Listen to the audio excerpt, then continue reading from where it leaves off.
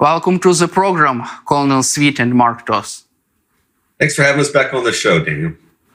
I would like to start with Ukraine's offensive inside Russia, and I would like to start with you, John. How significant is this Ukraine's offensive inside Russia, and did you personally expect that? Well, so no, I didn't expect it, and I don't think many people expected it. The message that was being broadcast, at least from Ukraine, from Zelensky, was that he had 8 brigades that were not combat ready. So a great work of deception and utilizing the media to set up that particular account. But nonetheless, a very successful operation. They had been able to exploit the success after they got through the initial defenses, and they're pushing Russia back into Russia, creating that buffer zone that the Russian government said that they wanted. Unfortunately for them, it's within Russia itself. Now, what it also does too is it forces Russia to maneuver. They have to get out of defensive positions, maneuver to where the Ukrainian military is, and when they do that, they're presenting themselves as targets on open roads in the back of trucks as they're maneuvering, and the Ukrainian military is able to target them much easier than they have been going after them in the trench lines. I ask this question many experts, but I would like also to ask you, John, about my next question for how far could Ukrainian troops move forward in the Kursk region from a military point of view, and what could be their next objectives on the ground there? So that's a really good question, and it really comes down to their ability to sustain that type of operation, both in depth and in width. So what they do not want to do is to outrun their supply lines, and they do not want to present opportunities for the Russian military to get in behind them, to encircle them. So there has to be some balance. I suspect as they move forward, they will be moving their assets forward also to continue to target Russian forces deeper into the country, particularly lines of communications that are supporting those efforts, but also I hope they're able to go after some of those missile launch sites and some of those railheads and major highway networks that are affording Russia the ability to enter or to bring troops onto the battlefield. So it's still a war of interdiction. Now it's a matter of pushing forward and get your assets forward to strike deeper. Let's cover also political aspects of this invasion. I would like also to ask you, Mark, about what does Vladimir Putin think about this development? How does he feel right now, and how significant is this incursion for the fragility and vulnerability of Putin's regime? Daniel, that's the million-dollar question right now that we're all trying to figure out. And I think in answering it, we need to be careful that we don't mirror image how we in the West would perceive Putin to be reacting to all of this. Clearly, just from a face standpoint, it's humiliating. It's embarrassing. Mother Russia has been invaded. Mother Russia is currently occupied in the Kursk region. And things that he said never would happen, that would be red lines, now have been crossed. Brilliantly so, I might add, by the AFU and your fellow Ukrainian compatriots. But Russia is opportunistic, if anything else, and they're very good at this disinformation war, both globally as well as domestically. And so I wouldn't be surprised if we start to see Putin to attempt in a bizarre way, in a dystopian way, to turn this invasion into some kind of gain for him, to argue that this is going back to World War II. This is when we were occupied. This is the reason to rush, for Russia to rally around its troops, reason for the country to embrace being on a total war footing. So I think we're going to see a lot of gamesmanship, a lot of kabuki theater out of Putin trying to spin this as a positive, but we all know that it's not. And I think the key for Ukraine on the flip side of that is to keep pushing the advantage that they've created. I mean, as John said, continue to maintain that advantage that they've had since day one as they look to take territory. Absolutely make sure that they can continue to fight along interior lines, which serves as a force multiplier, that kind of thing, and keep pressing the issue, because the longer that Ukraine occupies Russia, the harder and harder it gets for Putin to react to it. From your perspective, why didn't we see any kind of resistance from Russian people from Kursk region to Ukraine's offensive inside Russia? would it be possible for Vladimir Putin to sustain this Ukrainian occupation for a long time from a political point of view? Daniel, I'm going to leave the military side of that response to John, because I think he can answer that a little bit more competently than I can. But you know, from a morale standpoint, from a people standpoint, I mean, this is the backwoods of Russia in that area: farming land, light industry, that type of thing. And these aren't people that were focused on fighting a war. You know, they happen to be in close proximity to Ukraine, but that's about it. And the troops, as we best understand it in terms of the OSINT that's been done and what limited information that we're seeing, are all conscripts. These are young kids, 18, 19, 20-year-olds that are essentially just out of school, out of college, whatever, and suddenly finding themselves in the middle of a modern warfare. You know, this wasn't an Xbox version of it. This was the real thing. And as good as they might be on the Xbox version of modern warfare, they, you know, proved unable and incapable, if you will, of fighting that war for real.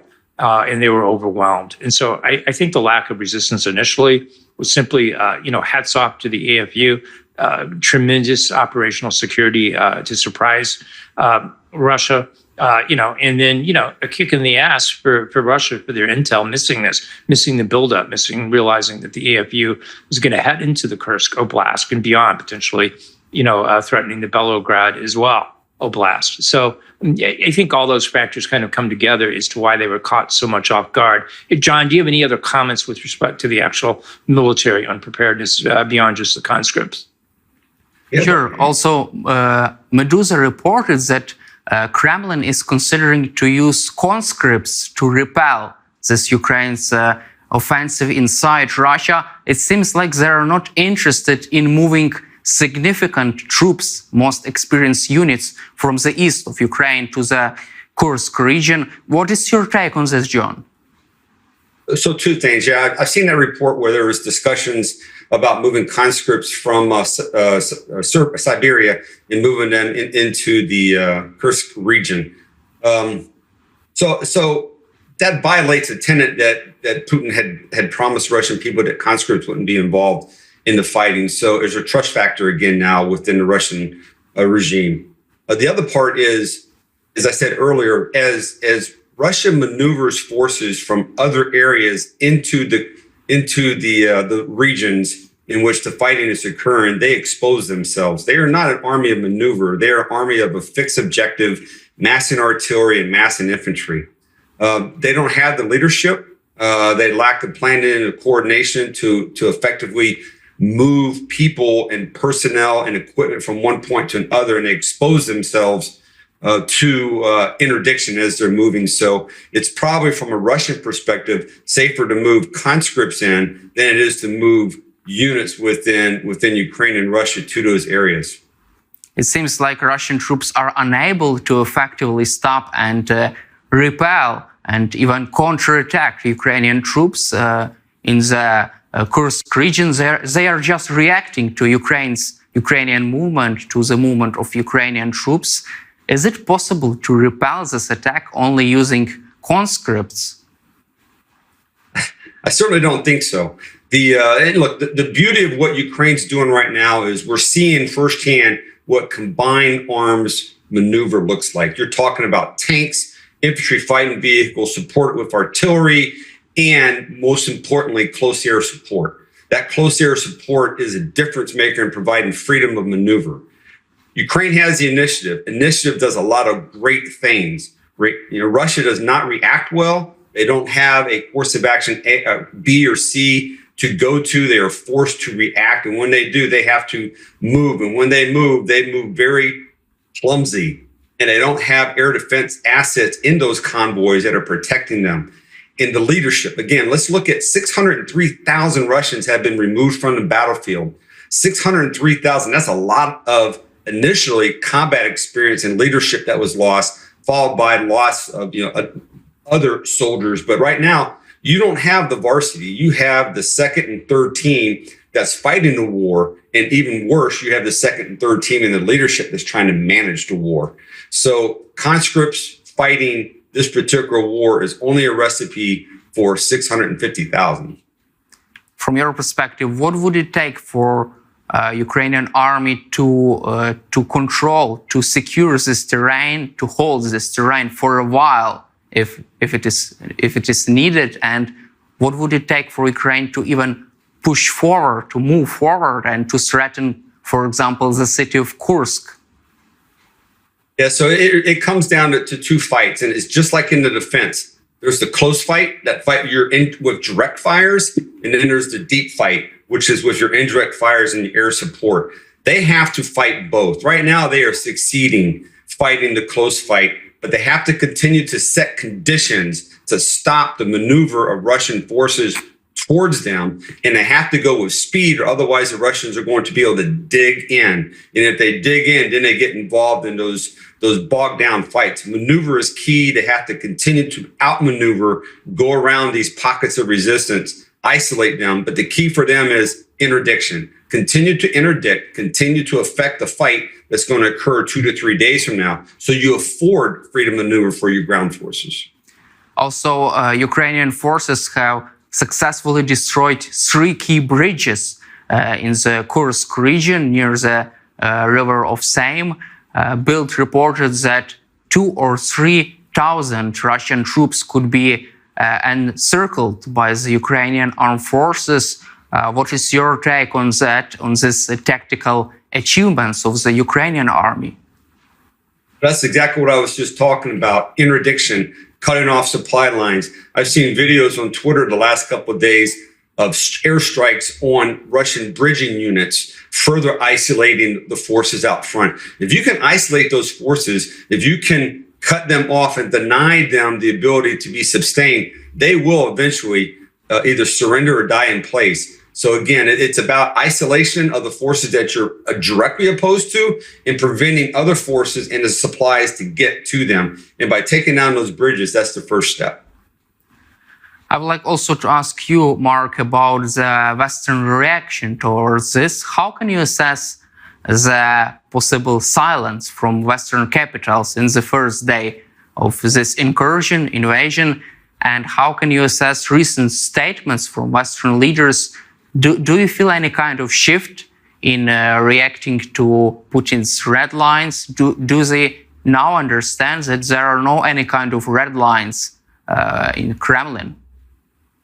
Yeah, Daniel, I think initially it was just the operational security of going into Kursk that caught everyone off guard. I mean, Ukraine's made it very clear, as has Washington. We had no idea this was in the making. Now, the intel may have seen the buildup, may have seen it on satellite, confident that was happening. But in terms of actually executing it, I think everyone was caught off guard. And a good thing, you know. And so the messaging now, in my mind, that needs to be changing is that Ukraine has said, look, if Washington, Brussels, NATO as a whole, you're not willing to lean into winning, we are. We're going to show you how to do that. So I kind of view what we're seeing now is almost, you know, to put it in terms of the Olympics, it's the Olympic trials.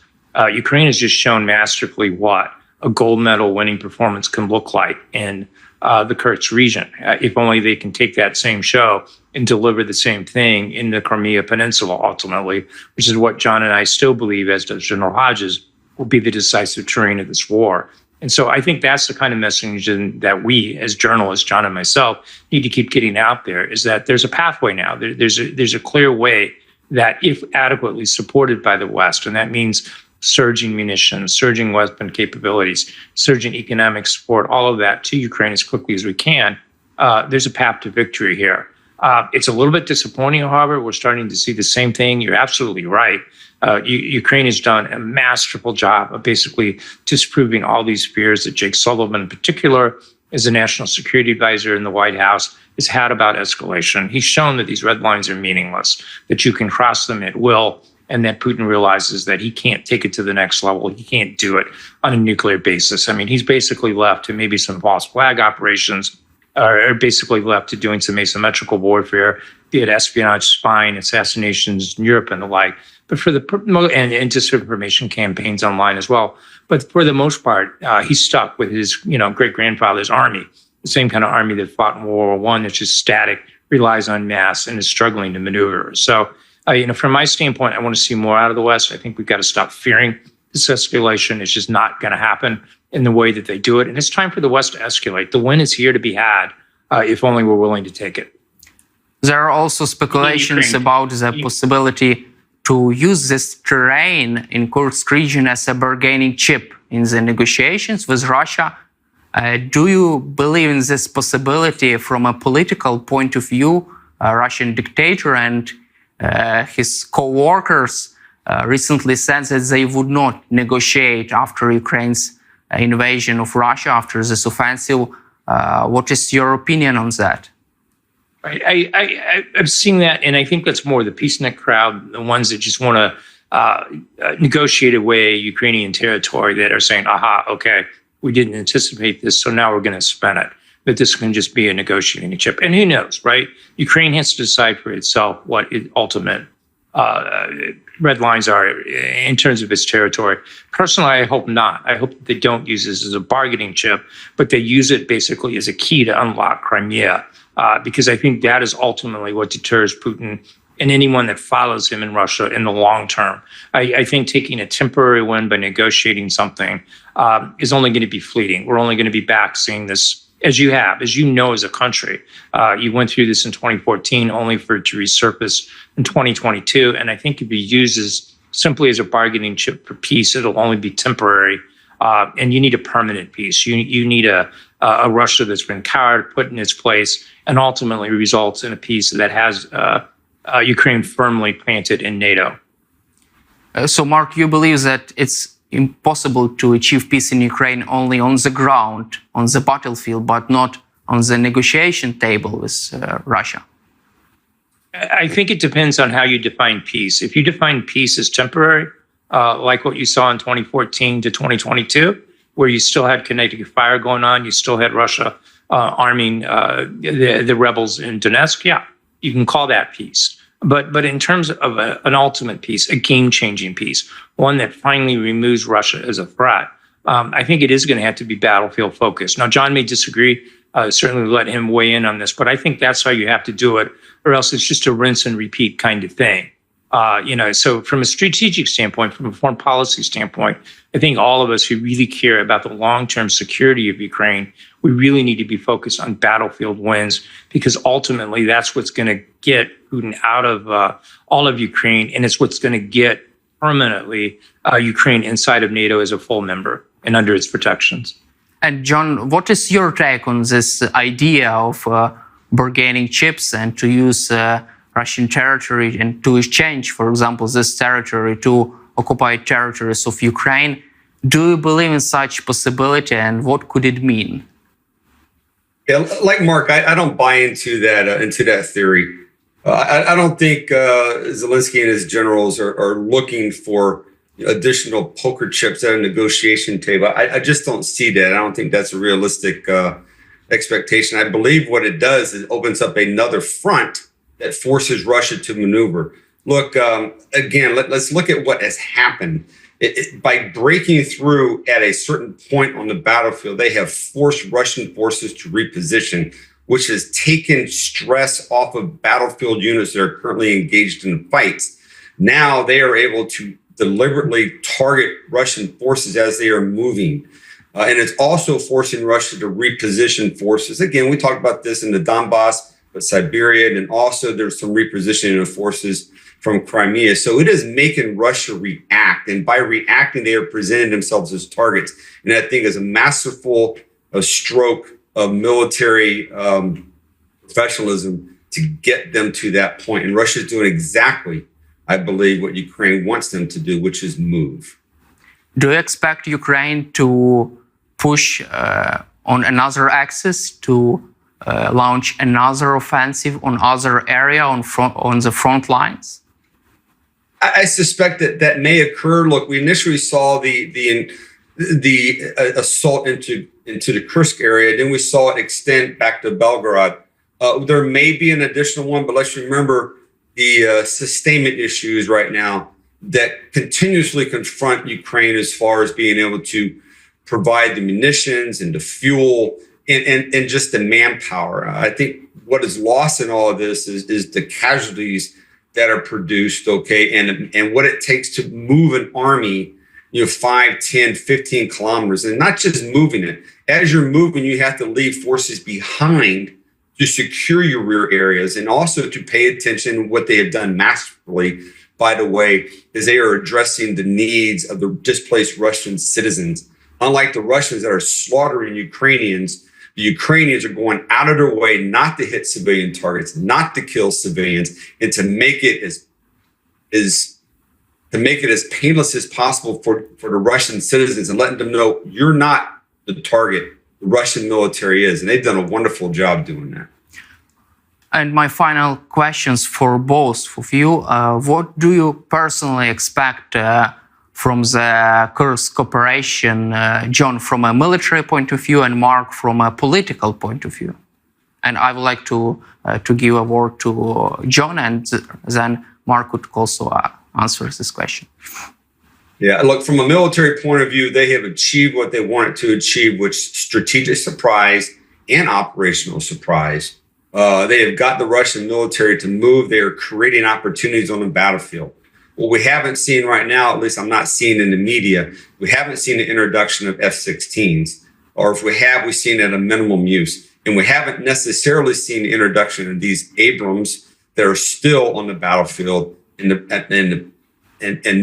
Bradley fighting vehicles also. They're there, but we're not seeing them in mass. We're seeing them in probing type of operations as they continue to maneuver forward. Again, this is all about getting Russia to react, and that's what they've done. So militarily speaking, they have achieved their objective. What I would like to see next, or what I think we're going to see next, is continuous pressure on Russian forces in Crimea, but they still have to address the fight in the Donbass, and they're defending there. And that's a difficult thing to do, but Donbass is now a supporting effort. The main effort is in Kursk, and another supporting effort is in Crimea. So you have a Ukrainian military that is decisively engaged on three fronts. And Mark, what do you expect from a political standpoint about the situation in the Kursk region? It's a great question. I hope that the West will come to see this real planting a flag on the moon. It's that kind of big moment. Just as us doing that as a country prove the possibilities of space and what you could do in outer space. I think Ukraine has planted that same flag, not just its national flag, but the flag of liberty for everyone that believes in democracy, that's showing the possibilities of when democracies fight back, when they fight back against tyranny. So for me, politically, I truly hope that we all step back, understand the magnitude of what Ukraine is achieving here, and understand exactly what they're fighting for, which is Western democracy, Western liberal democracy, and hats off to them for doing that. So politically, that's my takeaway from it. That's what I think we all need to be articulating, messaging, and showing that Ukraine's fight is our fight, and we have every reason to make sure that they win. Thank you, Colonel Sweet and Mark Toth, for your time, for your support for Ukraine, and glory to Ukraine. Hey, thank you, Dave. Appreciate the opportunity.